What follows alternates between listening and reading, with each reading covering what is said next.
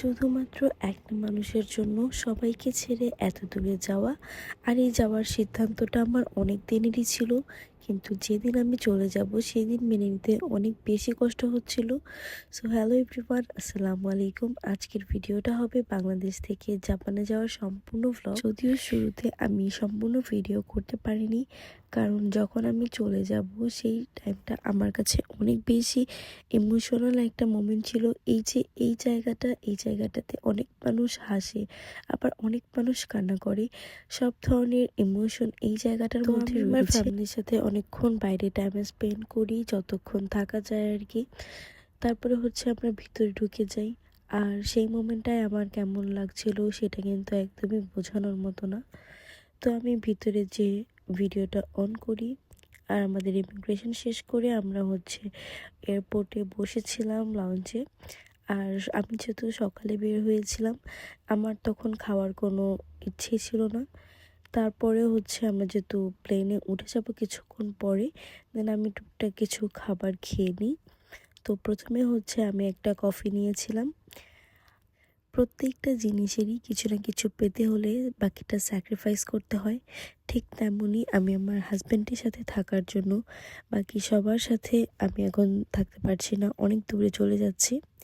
তো সেখান থেকে আমি টুকটাক সকালে আমার নাস্তাটা কমপ্লিট করি, যদিও খাবারগুলো মজা ছিল না, আর তখন আমার মুডটাও ভালো ছিল না। তো যাই হোক, আমাদের প্লেন এসে পড়ে অ্যান্ড হচ্ছে আমরা বসে পড়ি, আর আমি ভিডিও করে নিচ্ছিলাম। আমার তখন অনেক বেশি খারাপ লাগছিল। আমি যখন দেখছিলাম যে আমি হচ্ছে উপরে উঠে যাচ্ছি, আমি তো তখন পর্যন্ত কান্না করছিলাম। কিন্তু এই ডিসিশনটা তো আমি অনেক আগে নিয়েছিলাম যে আমি চলে যাব। তখনও পর্যন্ত কিন্তু আমি বুঝতে পারিনি যে আমার হচ্ছে এতটা খারাপ লাগবে। এটা যখন ফ্লাই করা শুরু করলো তখন এত বেশি খারাপ লাগছিল যে এতটা দূরে চলে যাচ্ছি। যতটা হচ্ছে উপরে উঠছিল তত বেশি খারাপ লাগছিল যে এই মানুষগুলোকে আমি চাইলেই এখন আর ধরতেও পারবো না, ছুতেও পারবো না।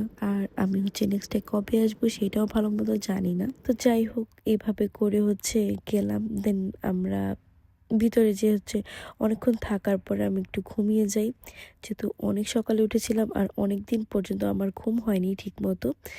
দেন ঘুম থেকে উঠে একটা কফি খাই, আর তারপরে হচ্ছে আমাদের লাঞ্চটা দিয়ে যায়। খাবারটা মোটামুটি খাওয়ার মতোই ছিল, অত বেশি খারাপ ছিল না। আর ভিতরে হচ্ছে এগুলো দিয়েছিল। দেন আমি টুকটাক খাই, সব কিছু আমি খেতে পারি না, বিকজ আমার মুডটা তেমন বেশি ভালো ছিল না। আমি খাবার খাচ্ছিলাম আর কান্না করছিলাম, যেটা কেমন একটা টাইম আসলো যে এর আগের দিনও আমি সবার সাথে বসে খাবার খেয়েছি একসাথে, আর এখন এরকমভাবে একা একা আমার হচ্ছে বসে বসে খেতে হচ্ছে। যদিও আমার সাথে আমার হাজবেন্ড ছিল, তাই অনেকটা আমার জন্য ইজি হয়ে গিয়েছে। তো যাই হোক, কিছু করার নেই। তার সাথে বসেও আমি অনেক বেশি কান্না করেছি, বিকজ এত তাড়াতাড়ি তো সব কিছু মেনে নেওয়া সম্ভব হয় না কারো কাছেই। দেন সব খাবার শেষে আমি একটা কোক নিই। খাওয়া দাওয়া শেষ করে হচ্ছে আমি একটু ঘুমাই, অ্যান্ড দেন উঠে হচ্ছে দেখি যে সন্ধ্যা হয়ে গিয়েছে। আর তখন হচ্ছে আমরা চায়নাতে পৌঁছে গিয়েছিলাম। উপর থেকে চায়নাটা দেখতে অনেক বেশি সুন্দর লাগছিল, আর তখন হচ্ছে সন্ধ্যা হয়ে গিয়েছিল, তাই কিছুটা অন্ধকার হয়ে গিয়েছে। দেন নেমে আমরা আমাদের চেকিং টেকিং সব কিছু শেষ করে আমরা লাউঞ্জে চলে যাই। অ্যান্ড এই যে আমি এটা ভিডিও করে নিচ্ছিলাম, আশেপাশে প্রত্যেকটা জায়গায় অনেক বেশি সুন্দর ছিল।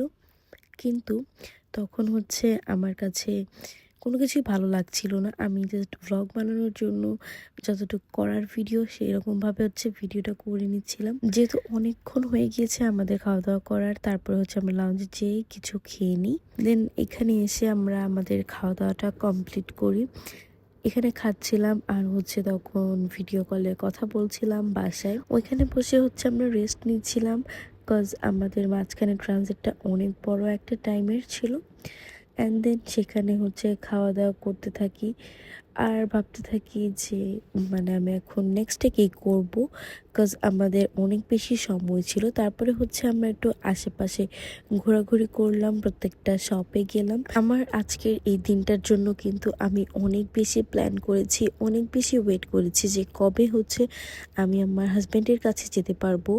এটা নিয়ে অনেক বেশি ড্রিম দেখেছি যে কবে আমি যেতে পারবো, তার কাছে একসাথে থাকতে পারবো।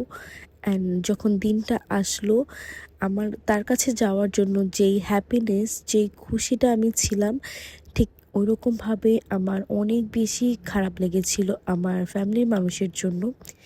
দেন আমরা হচ্ছে সেখানে রাতেও আবার আবার খেয়ে নিই। দেন খাওয়া দাওয়ার পর আমরা লাঞ্চে বসে থাকি, কারণ আমাদের হাতে অনেক বেশি টাইম ছিল এটার জন্য। তো আমি হচ্ছে এই আগে থেকে প্রিপারেশনটা নিলেও যেদিন হচ্ছে চলে যাই সেদিন আমার অনেক বেশি খারাপ লাগছিল। কারণ হচ্ছে শুরু থেকে আমি অতটা বুঝতে পারিনি, যেহেতু আমার হাজব্যান্ড আমার সাথে ছিল, তাই তখন পর্যন্ত আমি অতটাও বুঝতে পারিনি।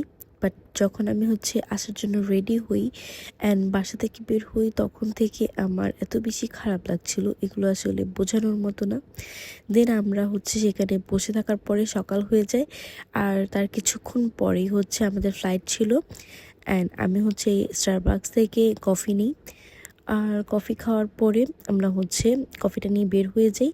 কিছুক্ষণ ওয়েট করার পর আমাদের চেক ইন শেষ হয়, অ্যান্ড দেন আমরা হচ্ছে আবার প্লেনে উঠে যাই। তো সারা রাত ওয়েট করার পর আমাদের প্লেনটা ফাইনালি আসে, অ্যান্ড দেন আমরা হচ্ছে উঠে বসি।